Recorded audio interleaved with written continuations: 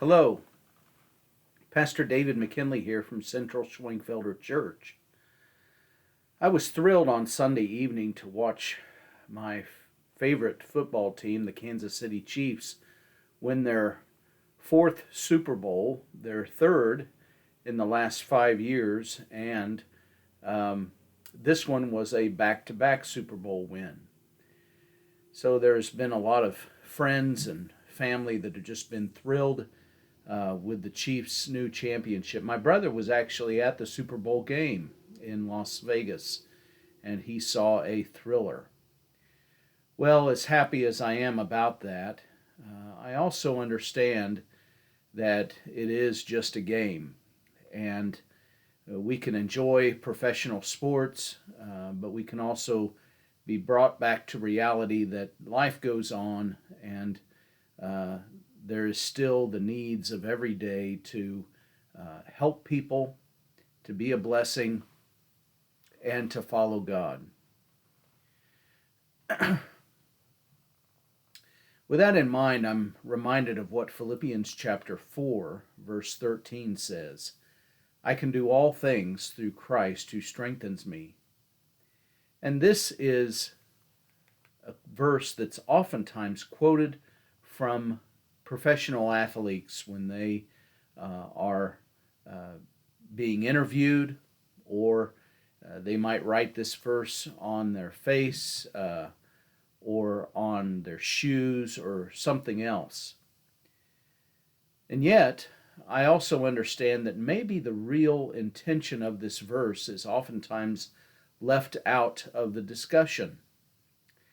That in fact, reading it in its context, we take a look at Philippians chapter 4, verse 10, where Paul writes, But I rejoiced in the Lord greatly that now at last your care for me has flourished again, though you surely did care, but you lacked opportunity.